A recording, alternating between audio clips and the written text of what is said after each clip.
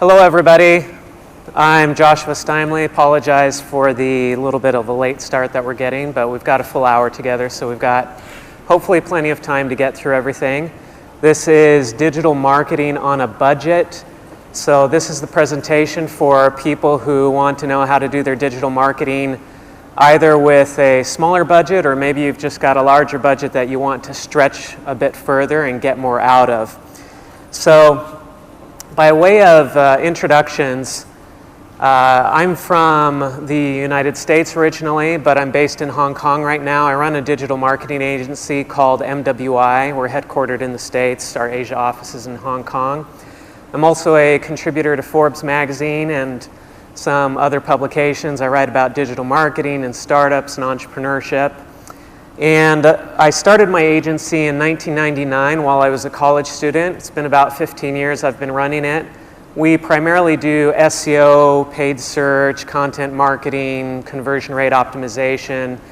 And so that's the background for a lot of the remarks that I'll be providing today. Is we, as an agency, we do a lot of these services for our clients, but there's a lot of this that you can do in-house, you can do within your own company, and you can do it for very cheaply, if not free. So I'm going to especially focus on digital marketing techniques, tactics that you can do with virtually no budget, or with a very, very small budget, or if you have a larger budget, you can make your dollars go further by implementing some of these tactics. So eConsultancy came out with a report for 2015. They surveyed companies. 79% of the companies that they surveyed said that this year they plan to increase their spending on digital marketing. Now, what about the other 21%? The 21% who said they're not going to increase their spending. These people have also been surveyed in the past. They've been asked, why are you not spending more money on digital marketing? Why are you not investing in this? And so why no digital marketing?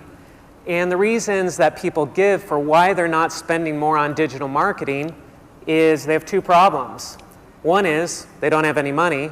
Two is they don't have the people to do it, which is really a function of not having enough money to hire the people to get the digital marketing work done that they need done. So we're not like the government. We run businesses, right? So when we run out of money, we have a problem. We can't just print money out of thin air like a government can. We have to come up with these budgets, or we have to figure out how to do this work without the money that we would like to be able to spend on these things. So again, I'm going to talk about 10 ways that you can boost your digital marketing efforts with virtually no budget. But to get to the first tip, I'm going to go through a bit of background and info and cover some of the things that I think are foundational for where digital marketing is going over the next few years. So, and what I want to really focus on is mobile, because everything these days seems to come back to mobile, mobile, mobile. If you were in here during Thomas Wolf's presentation, he's the guy from Google, he was talking a lot about mobile. He was talking about the data that you get back from mobile. So if you don't believe me about mobile being a big thing, believe him, because he's from Google. Google knows everything, right? So let's just go through some charts here. And by the way, every time I start showing bar graphs, people start pulling out cameras, they're taking photos. I always put my slides up on SlideShare, so at the end of this presentation, my email address will come up, my Twitter handle will come up, you can come up and get a card from me, and just reach out to me. I'll send you a link. You can download these slides. You don't need to take photos. You don't need to take notes on what's in the slides, because I can send these slides to you and you can get them that way. So global smartphone shipments. So we're talking about mobile here. All these graphs you're going to see are going up when it comes to talking about mobile. So global smartphone shipments, this shows from 2007 through 2014. It's going up, up, up. We know this. Everybody's buying more smartphones, right? Mobile data traffic in the Asia-Pacific region. This is forecast through 2019. It's going up, up, up, as you would expect. Feature phone, remember the phones before smartphones? People are still buying those, but they're tapering off. The dark blue lines are the smartphone shipments. So again, these are going up within Asia. Now, here's a graph that's not going up. What is this? Global PC shipments. They're pretty flat. People still buy a lot of computers. There's a big market there, but it's not growing. It's staying pretty flat. And this is sourced from Gartner. PC sales fell to 12% of worldwide device shipments in 2015. PCs are not what people are using for computers anymore. People are using smartphones. The day is coming when people will not have a laptop, they're not going to have a desktop in their home, they're just going to have their phone, and that's it. That's all they've got. We're already seeing that day upon us. Half of all YouTube traffic comes from smartphones. It's coming from mobile devices, and that's increasing. So we've got these trends that are all coming together here, especially in Asia. We've got cheap smartphones. Smartphones are being developed that are much, much more affordable than they were a few years ago. You want to go buy an iPhone today, of course, that's expensive. The Galaxy S6, that's an expensive phone. But there are smartphones being cranked out that normal people can afford, that poor people can afford, and at the same time that these people have access to cheap smartphones, they're getting access to broadband internet. And at the same time, you've got this growing middle class. So income's going up, cost of smartphones is going down, broadband is going everywhere. This means a lot of people in the Asia Pacific region on smartphones over the next few years, accessing websites, looking for products to buy, and that spells opportunity for everybody in this room. So it's all about mobile marketing, but here's some of the mistakes people make when it comes to mobile marketing. First, people have no ideas. They're not even thinking about mobile marketing. Hey, I've got a website up. Our company has a website. It's all good. We're doing online marketing because we have a website. They're not even thinking about the mobile side of things. Mistake number two, they might have a mobile idea, but they don't actually have a plan.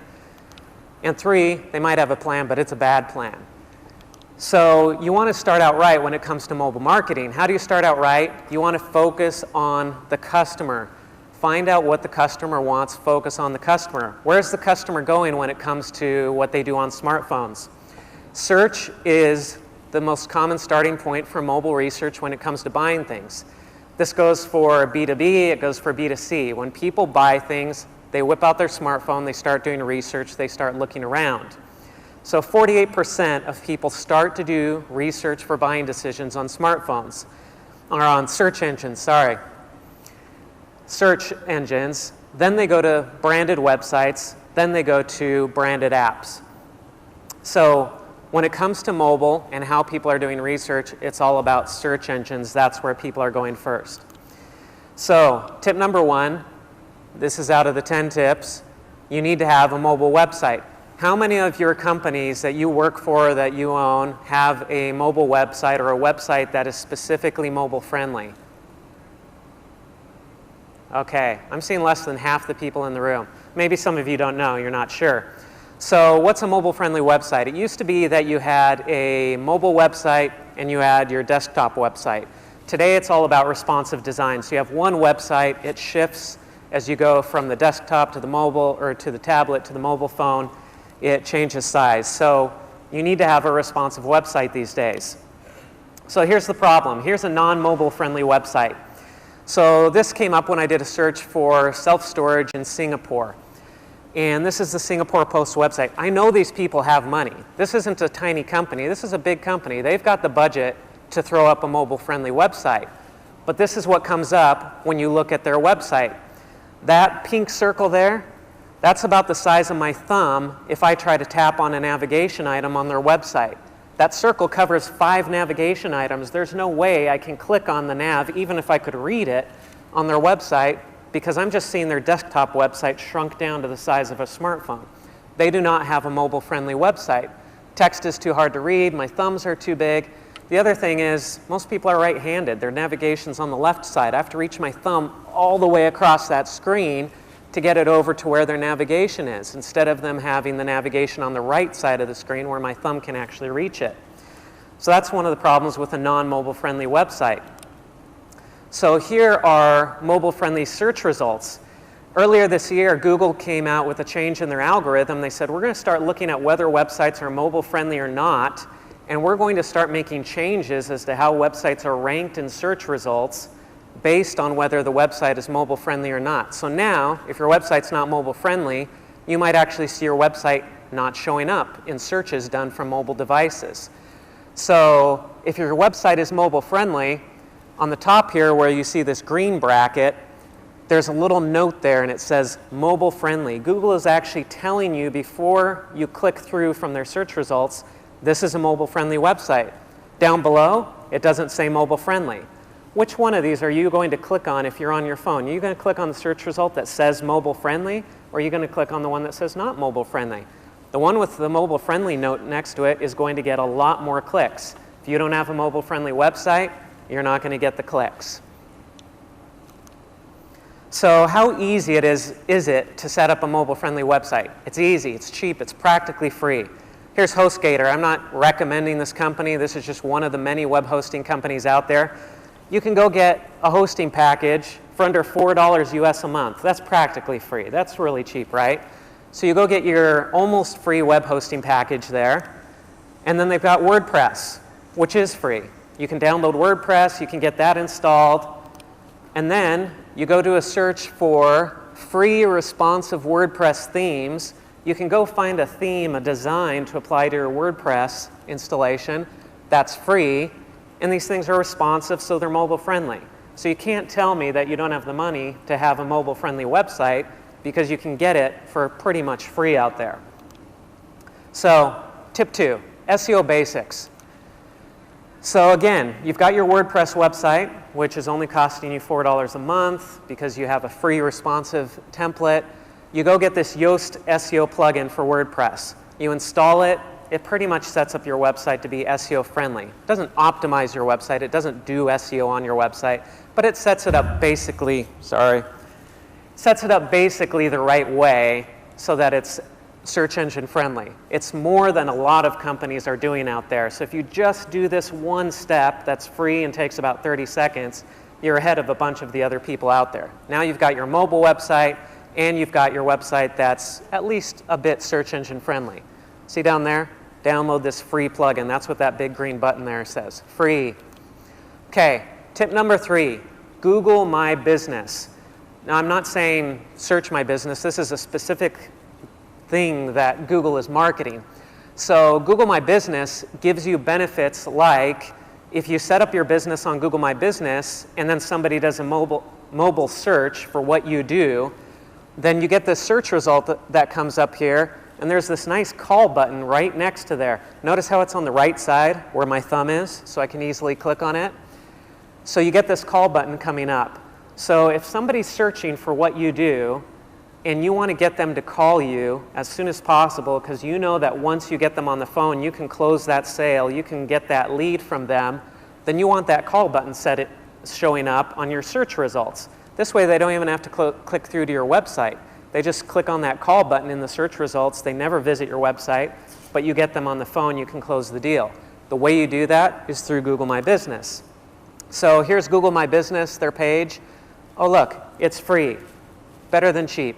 So you go to Google My Business, you set up your business there. This will make you show up on Google Maps. It will make you show up in other places. It'll make you show up better in Google search results. You'll get that call button in the mobile search results. So Google My Business, that's tip number 3. Tip number 4, blog. How many of you know that your company has a blog on your company's website? I'm seeing like 5, 6, 7 hands maybe. Okay, setting up a blog and keeping that blog active is one of the easiest things that you can do for SEO, for content marketing, for digital marketing all around. If your company doesn't have a blog on their website, it's the first go-to thing that you should be doing after the other tips that I already mentioned. Setting up a blog, it's easy in WordPress. WordPress makes it super, super easy to set up that blog. The next part is you need to start posting on the blog. And this is where everybody runs into issues. They say, oh, but my business is so boring. I don't know what to write about. I hate writing. It's hard to come up with ideas. We have clients who are in the self-storage industry. Self-storage is a boring, boring business. These people have buildings. The building is divided into rooms. People come and they rent a room and they stick stuff in it, and then they go home and they forget about it for 2 years. That's the whole business. It's really boring. And yet, we can come up with hundreds of ideas for blog posts that are relevant to the self-storage industry. So if you think your business is boring, you don't know what to blog about, it's just a matter of getting creative and finding the ideas. I'll show you how right here. So we have a client that's a jewelry store in Hong Kong. So they still sell jewelry. We sat down with this client. This was just a month ago, and we said, we need to start blogging on your website. We need to start coming up with ideas. She said, oh, I sell jewelry, but I'm not really interested in jewelry. Well, okay. So we said, well, let's talk about some ideas. What could we blog about with regards to jewelry that is going to attract customers? Now, we're trying to help her rank on the search engines. We're trying to get her traffic in the search engines. It would be great if we could rank for Hong Kong jewelry store or Hong Kong jewelry, but that's the old way of doing your keyword strategy. These days, you want to go after what's called the long tail, which is with services like Siri and Google Now, people are speaking their searches into their phone. So instead of pulling out the phone and saying Hong Kong jewelry store, they're saying, where can I find a jewelry store in Hong Kong on this street that sells this kind of diamonds or something like that? I don't know that much about jewelry. But they're speaking searches into their phones, and the point is these searches are getting longer. There are more words in these searches. That's the long tail of search. Over 20% of the searches that are going on Google every day have never been searched for ever before. In other words, most of the searches, or not most of the searches, but a lot of the searches that are going on are searches that are brand new, that despite the billions of searches that have already happened, these are brand new searches that are being done. So this is how we start strategizing and coming up with ideas for this client. So we go to Google and you start typing in, and if you have your instant search turned on in Google, it'll start giving you suggestions. So I type in what jewelry, that's all I type in, and already Google comes up with this list of suggestions. Where is it getting these suggestions from? These are based on what other people are searching for. So Google's telling me this is what people search for that's related to what you're already typing in. It's trying to help me get there faster. So I start typing in what jewelry, and it comes up with what jewelry to wear with a black dress. Well, great. Let's talk about what jewelry to wear with a black dress. I have no idea, but our client who owns a jewelry store, she has some ideas about what kind of jewelry you could wear with a black dress. So now we look at what comes up when we actually go to the search results for what jewelry do you wear with a black dress. So here's what comes up with Singapore. What jewelry to wear with a black dress, Singapore. That's the search I put in. So number one, you get the images search results. We'll skip over those. So the website that ranks the highest for this search term is this website, Journeywoman, What Should I Wear? And part of the reason it's coming up high for this search result is you see the pink boxes around there. You see what, where, jewelry, dress, Singapore, black skirt. That's why this is coming up, because a lot of the words that I typed into that search are showing up on that website. But guess what? I click through to that website. I can't even find any of those words. There's nothing about jewelry on this web page. It's not talking about jewelry. There's no recommendation for what should be worn with a black dress. In other words, this page is accidentally there. These people are not, the people who own this website, they're not trying to rank for what jewelry should I wear with a black dress in Singapore. They accidentally showed up there. What does that tell me? That tells me that if I wanted to get my client ranking number one for that search term, it would be really, really easy to do. All I would have to do is create a blog post that says, what should I wear with a black dress in Singapore? Write a little bit of content, boom, they would be number one for that search term. Now the question would be, well, yeah, but how many people are searching for that? Well, not nearly as many people as are searching for jewelry store Singapore, but guess what? It would take me years to get to number one for jewelry store Singapore. I can get to number one for jewelry store Singapore black dress in about a week with very little effort. And then I move on to the next keyword and the next one and the next one. And I do that hundreds of times, and suddenly my client's ranking number one for hundreds of different keyword searches that are very specific, that when somebody searches for that and they click on that link, that person is a customer. They're a done deal because we know exactly what they searched for and we matched that with the content that we created on our client's blog, or that our client creates on their blog, or that you're going to create on your blog. So this long tail of search, finding these specific long searches and then targeting those with blog posts, this is marketing gold for you. It's very easy to do, very easy to target. Hardly anybody else is doing this. It's basically free. So, okay, tip number 5, infographics. So just in case you don't know, these are infographics. So infographics, you see these sometimes, they're these long graphics. They're usually informational in nature. They have graphs, they have charts, they have statistics. They're supposed to convey some sort of boring information in a way that is more interesting because you spruce it up with lots of pretty pictures and colors. So these are infographics. Here's a little bit closer up of these infographics. Usually they're really big and long. And so, you know, how to make the most of big data, top 10 agile fails. These are pretty niche, techie infographics here. So you can use these infographics to generate leads, and you don't have to spend a lot of money doing these. This is a service called Canva. Has anybody heard of Canva in the room? I see a few hands. Great. So Canva, you go to this website, and you can create graphics really easily. It gives you a bunch of different templates you can choose from, and then you can type in text over this. So I did a test with myself. I had never used Canva before. I've heard of people using it. I knew about the service. I'd never used it before. So I did an experiment. I asked myself, okay, how fast can I create a simple infographic on Canva, never having used it before, for no money? So I thought, okay, I'm not going to do a big, long infographic. I'm just going to do a simple one. So I went out. I found a little stat. People who eat 7 helpings of vegetables per day are 10% less likely to die prematurely. It's sourced to happycow.net, which is a vegetarian website. They have a Singapore reference. And I found some pictures of vegetables in this nice little template. I stuck the text in there, and I created a graphic. That's a very simple infographic. Took me all of about 5 minutes to put this together. Cost me nothing. It was free.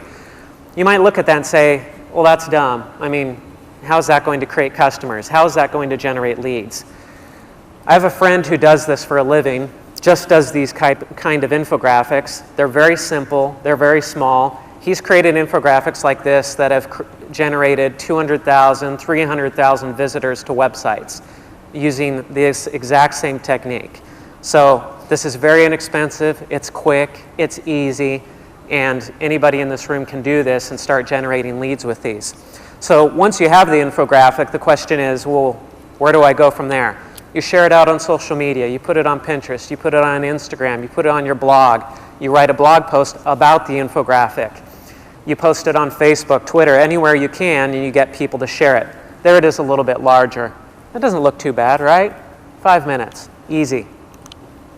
All right, tip number 6, HARO, or HARO, which stands for Help a Reporter Out. This service, I haven't seen this used a lot in Asia yet, but it's still very effective here. I just don't see people using it as much. So HARO is a really interesting service, and I use this from both sides because I'm a journalist. I write for Forbes, and also I run an agency, so I'm also trying to find journalists who will cover my clients with stories. So what HARO does is it connects journalists with sources. So I'm writing a story, and I'm on a deadline, and I have this nice story, but I need to add a little bit of meat to it or something interesting, some credibility beyond just me saying what I think is true. So I want to go find a source. I want to go find an expert who can say, give me a stat, give me some sort of data, give me a quote and say, this is the way things are. So when I need to find a source fast, I can go to HARO, and as a journalist, I log into my account, and I post a message saying, I need an expert on such and such topic to give me a quote about this. And then what HARO does is they send out an email. You can't really read this, but it's just a list of links, and each of these links goes to a journalist request for an expert. So you, on the other side of things, as a marketer, you go to HARO and you sign up as a source. You get these emails every day saying journalists are looking for experts in these areas. And you might look through this email and you say, well, none of these match me, I can't respond to any of these. That's how it's going to be most of the time. But every once in a while, you'll see a request come through and you'll say, hey, I know this. I know exactly what this journalist is looking for, and I can respond to this. And you respond to that, and the next thing you know, you're being quoted in Forbes or the Los Angeles Times or the New York Times or any other major publication. This works a lot, and it's really easy, and it's free.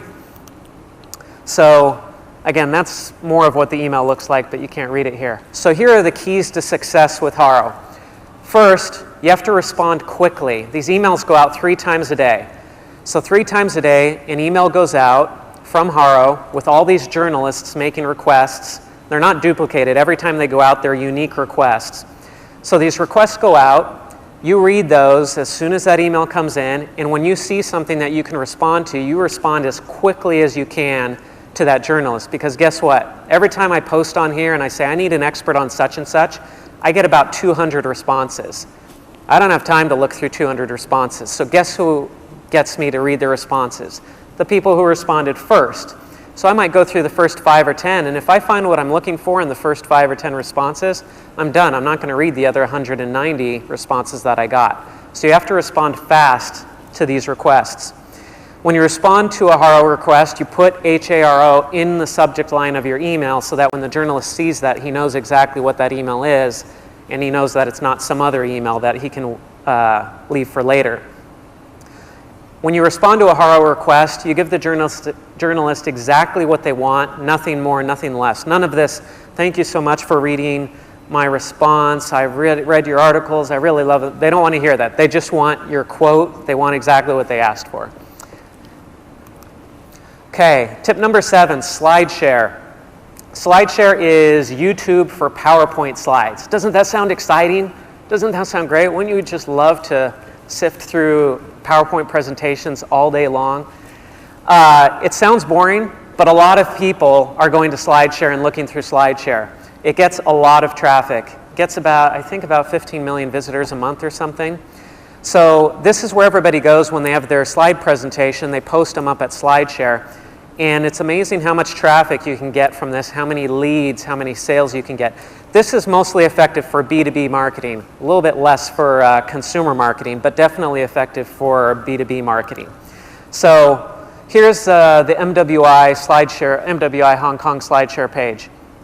So there's a presentation, past presentation that I did there, and that one has 899 views showing here.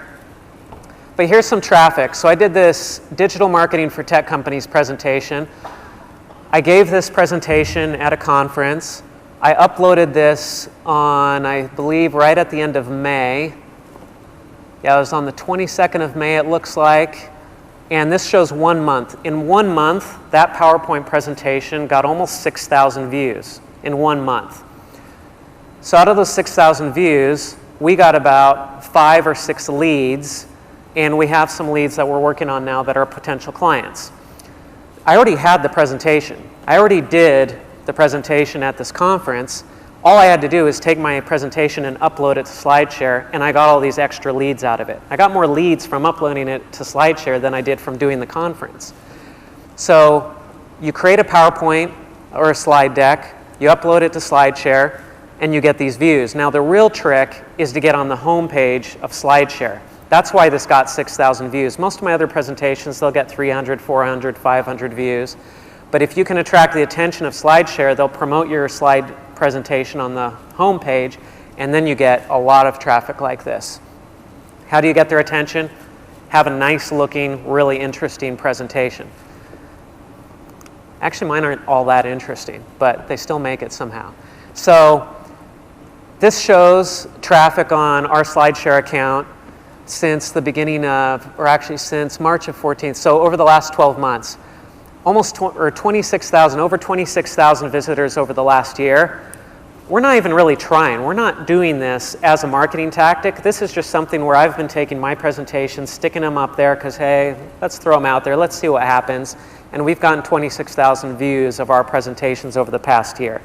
Anybody can do this. This is easy, and SlideShare is completely free. Okay, tip number 8, curate content.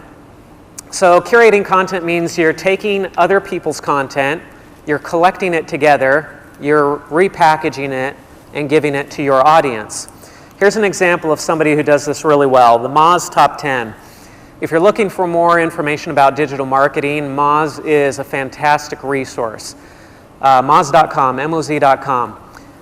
So Moz, they have this email newsletter. It goes out 2 times a month, and it's called the Top 10 because they link to the top 10 articles that they think are interesting. These are articles that are focused on digital marketing. So they're about SEO, they're about paid search, they're about content marketing.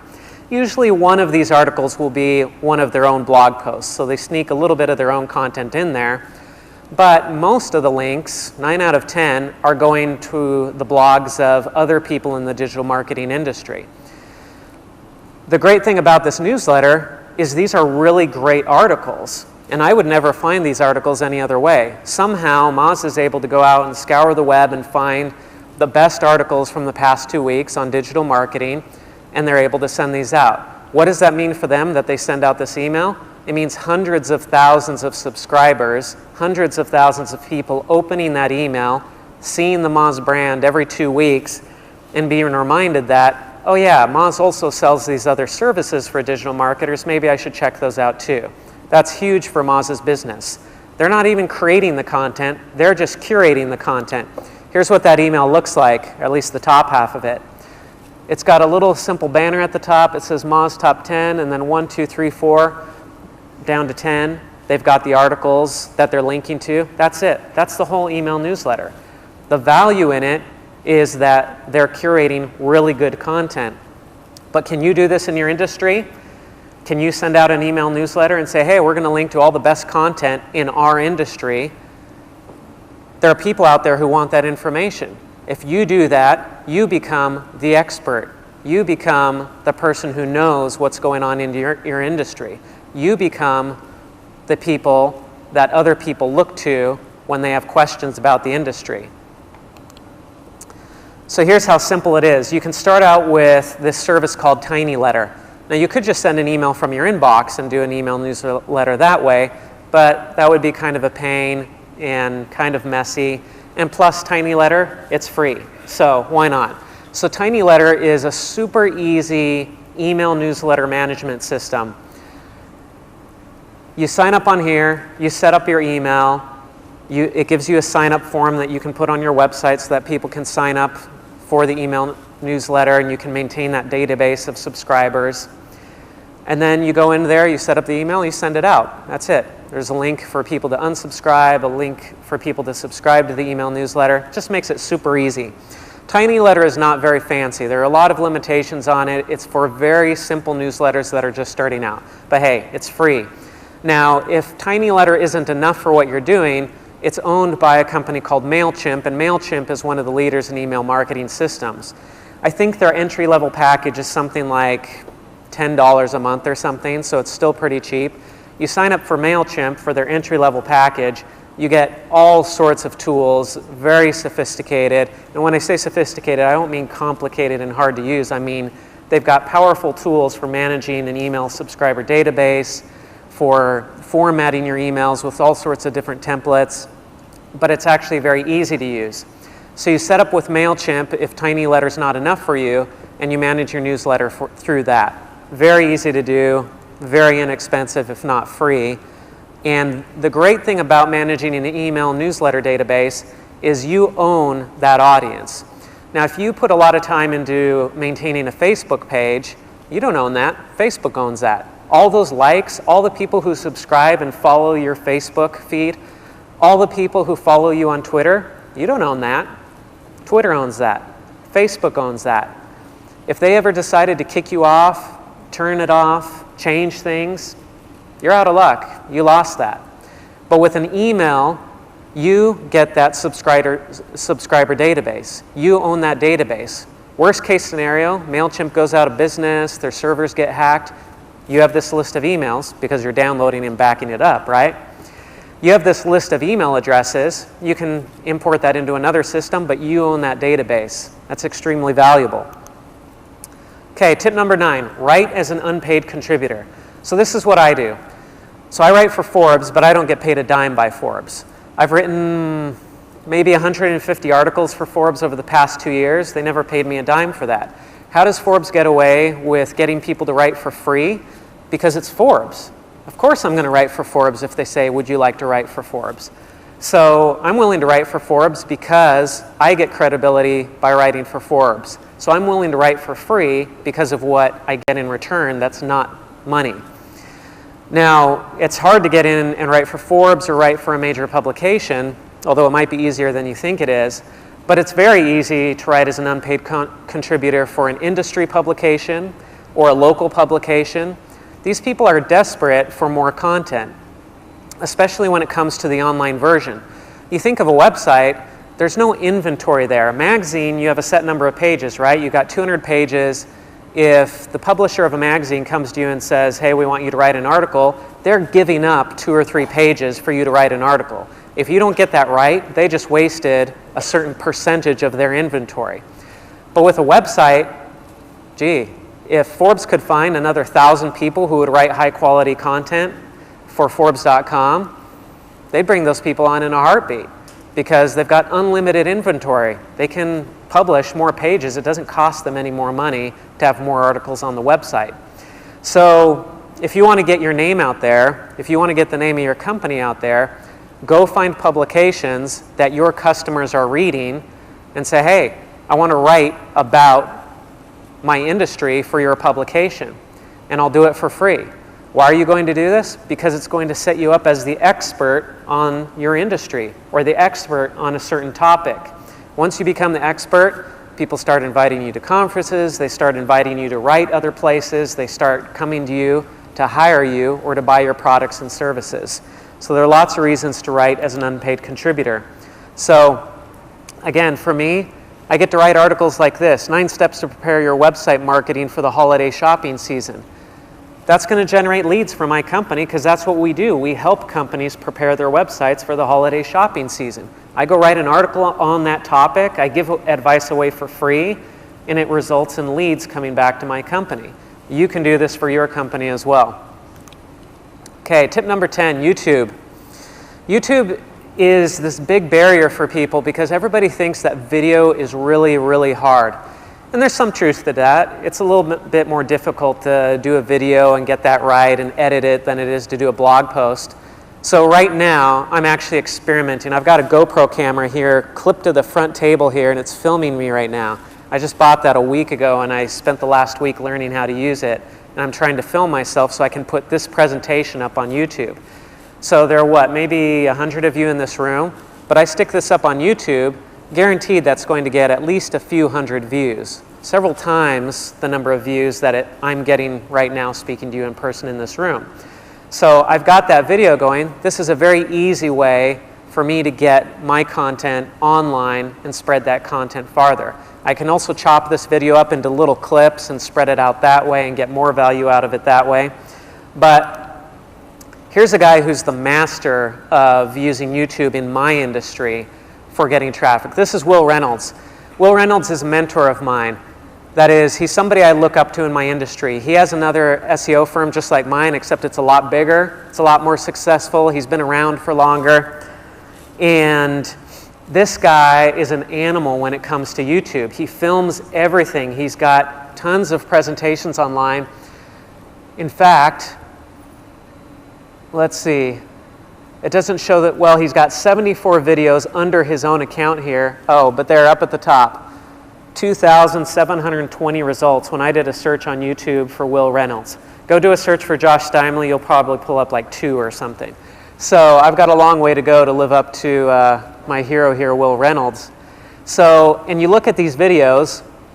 So 7 years ago, Will Reynolds did a presentation somewhere on SEO best practices. That video has now been viewed about 40,000 times. That's the first video. The next video, link building for SEO, 18,481 views. The next one, using Twitter for link building in SEO, 14,674 views. These are just videos of him talking before an audience, just like this. A lot of these videos, you can tell it's some guy holding their camera in the back of the room and he's just filming it from a distance. There's no high quality audio. He hasn't got a mic or anything. It's just somebody holding up a camera, filming his presentation, but he gets 15,000 views. And he's got hundreds, thousands of these videos up online now. And so he's getting tons of traffic, tons of leads coming to him because he just throws up these videos that cost him virtually nothing to put out there. I don't have any slides for this next one, but there's a company in Utah where I moved from called BlendTech. They make blenders. Has anybody seen the Will It Blend commercials that came out a few years ago? Here's a hand in the front. There's a few up there. So this was a small blender company in small Utah. They're a manufacturer, and one of the guys one day got the idea, hey, it'd be kind of fun to just throw stuff into a blender and see what happens to it and videotape it. So he got a cheap camera, he pointed it at a blender, he put on a white lab coat to make it look kind of funny, like he's a doctor or a scientist doing some sort of official experiment, and he started throwing stuff into their blenders to see what would happen. So he did broom handles, and then he had the right idea. He threw an iPhone into a BlendTech and asked, will it blend? And that video got millions of views. And all of a sudden, BlendTech is this huge blender manufacturer now, and they can't make these things fast enough to ship these blenders out because people saw these YouTube videos that cost virtually nothing to produce, nothing to distribute. YouTube's free. You can throw anything you want up there. They built a business off of YouTube videos. So what kind of videos could you create for your company that people are going to be interested in? And again, a lot of people are looking for the blockbuster. They're saying, what video can I create that everybody would love? You don't care about everybody. You just care about your customers. You care about the people who want to buy what you're selling. Think about the people who want what you have. They just don't know who you are. They just don't know that you exist. How can you reach those people? What kind of video might they be looking for that you could put online so that when they find it, they say, aha, I've been looking for this, and now I found it. So these are 10 tips for building your digital marketing on a budget or on virtually no budget, or expanding what you can do with the budget that you have. And now I'll turn it over. We've got 14 minutes, and happy to answer any questions that you might have. Yes? Hi. So my name... Just say it to me and I'll repeat it so everybody can hear it. My name is Asean, and I'm Pocket Math, and one of the challenges I find with digital marketing is that we work B2B. So the way that you would work is probably quite different from a B2C perspective. So is there something that you could recommend as a B2B? And we work in a very niche industry. I mean, AdTech is quite niche. And if you're a technology solution, then it's even more niche. So do you have any suggestions on how you might be able to strategize better for B2B as opposed to B2C? It's still, so the question is, B2B is harder than B2C. It's harder to strategize for B2B sometimes to know what you can do for digital marketing. Is that the question? Okay. So the answer is still the same. It's all about focusing on your customer. Whether you're B2C or you're B2B, you have a customer. Even if you're in-house and your customer is somebody else within the same business, you still have a customer. And the question is, how do you tell a story? How do you get out information? How do you produce marketing materials that when that person sees that, they're going to respond in a way that you want them to respond? So really, there are different tactics when it comes to B2C and B2B, but you're still focusing on the customer, and that's what really matters. So you put yourself in the shoes of the customer and you say, okay, I'm the customer, what do I need? What are my problems? What are my pain points? What am I looking for? What would be something that if I saw it, I would say, aha, I need that, I've been looking for that. And then you work backwards from that way and you say, okay, now how do we create marketing materials that does that job, that answers that question for that person, that shows that person that we have the solution to their problems. So let's see, what does your company do? We're a technology solution for mobile advertisers. So we are basically a demand-side platform. Okay. So technology solution for mobile advertisers. So your customers are mobile advertisers. Okay. So again, so you look at these mobile advertisers and you say, okay, well, what do these people want? What pain does our product solve for them? Because those people are looking for a solution. If they're feeling that pain, even if they don't know they're looking, they're still looking. It's still in their minds. So you create an infographic, you create a blog post, you create something, some sort of content that when they see it, they're going to say, that's the solution to my pain. That's the solution to my problem. And then you go test it out with them too. Meet with a few of your existing customers and say, hey, if you had seen this before you were a client, would you have responded to this? Go call up some of your prospective clients and say, hey, we're just trying to hone our marketing materials here. Can we just show this to you and just ask you what you think of it? We're not trying to give you a sales pitch. We just really want to know what you think of it. And you'll learn a lot from that interaction. And once you have that content and you know that the people will respond to it, then you blitz it out there and you get it out there any way you can. YouTube, SlideShare, LinkedIn, of course, is great for B2B. LinkedIn, which I didn't even cover it in this, LinkedIn's advertising solution is great. And you can do retargeting through LinkedIn. So you can put up the ads on LinkedIn that kind of follow people around and that creep away. So you can do this retargeting on LinkedIn, target the people that you really want to go after based on their profile on LinkedIn, and really drill down to the customer segment you want. So those are some ideas. Of course, it could get more specific and customized, but other questions? Is that Chris in the back? You want to know more? Hi Josh, how are you doing? Good. You want to know more about LinkedIn? Talk to this guy. That's the guy. Great presentation lining up. You dovetailed quite nicely in there, Josh. I actually had a question about social media, because you didn't cover social media. Yep. It's the most obvious free marketing digital platform in the world, whether it's LinkedIn, Facebook, Instagram, Pinterest, Tinder, whatever you want to do. So I just want to give 2 minutes on social media. What do you recommend for people? Yep. Well, I kind of mentioned it offhand, but yeah, I didn't cover it directly. We only have 10 things. So social media is your channel. So I talked a lot more about producing materials, producing content, content marketing. But once you have the content, how do you get it out there? How do you distribute it? We talked about YouTube. We talked about SlideShare. LinkedIn is a great way to distribute your content as well. They have what's called the Pulse Network now. So essentially, any of you can go on LinkedIn and you can write an article, blog post if you want to call it that, and you can publish it on the Pulse Network on LinkedIn. And a lot of people are doing this, and so you might think, well, who wants to listen to me? Who cares? So I've experimented with the Pulse Network on LinkedIn. I put up some articles there just to see what would happen, and I got 600, 700 views on each of my articles, which is quite a bit for anybody who just publishes on LinkedIn to get. So now, I'm not going to keep publishing on Pulse, well, I will, but in a different way. But if my choice were, will I publish this article on Forbes or am I going to publish it on Pulse? I'm going to publish on Forbes. That's a bigger audience. But for people who are not publishing on Forbes, Pulse is an amazing opportunity because you can go publish your post there and you can get 300, 500, 700, 1,000. And if you have something that goes viral that becomes really popular, you can get, of course, a lot more. But at a minimum, you're going to get several hundred reads of anything you publish on the LinkedIn Pulse Network, and that's going to go to prospective customers. It's a very efficient use of your time to get it out there. Now, when you do a blog post on your own blog, what you do is you take part of what you put on your blog post, you publish it on Pulse, and then you link to the full content on your blog, and that way you're getting out on the Pulse Network, but you're also getting traffic back to your blog. So that's one way that you can generate a lot of B2B traffic through LinkedIn. Now, the other social networks, there's Instagram and Pinterest for visual. There's Google+, which nobody quite knows where it's going or what's going to happen to it, but it's still out there.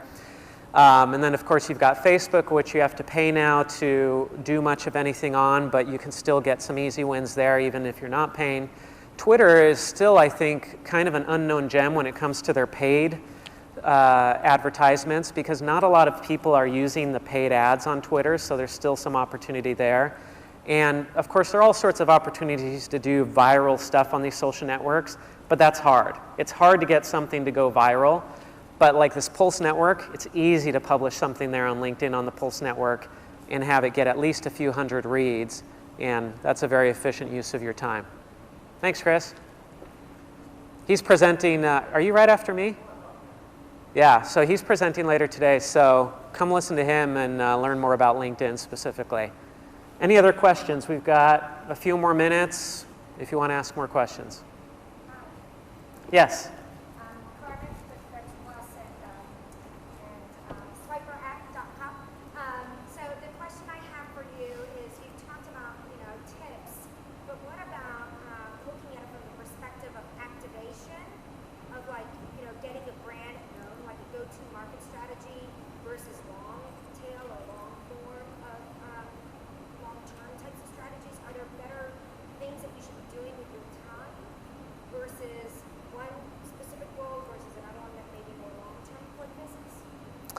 let's see, to make sure I understand the question. So you said activation. So are you talking about short-term versus long-term? Activation, like let's say you're a new brand. So SwiperApp.com is new versus Fetch Plus, which has been around for some time. What are some good activation strategies when it comes to marketing tips when you have a go-to market strategy versus a long-term strategy of the brand? Okay, got it. So you've got a new app. SwiperApp.com, is that what it is? Okay, we'll give it a plug, right? So, well, one thing you can do is you can ask questions in a conference and get the guy to repeat your URL, right? So, SwiperApp.com, so that's your app, you're launching it, you need to get a lot of people on there fast, otherwise it's going to lose momentum, right? So the question is, how do you get short-term results for something that nobody knows about, like an app? Right, so with an app, the challenge you face here is that nobody knows it exists, right? Or a very small group of people know it exists. And you're going after a mass market. So when you have something that nobody knows about it, nobody understands it, they aren't necessarily looking for it, then SEO isn't very good for you, because SEO depends on people searching for something and then you're there for them to find. But if they're not searching for it, it's not going to work very well for you. So you have to push a message out to people.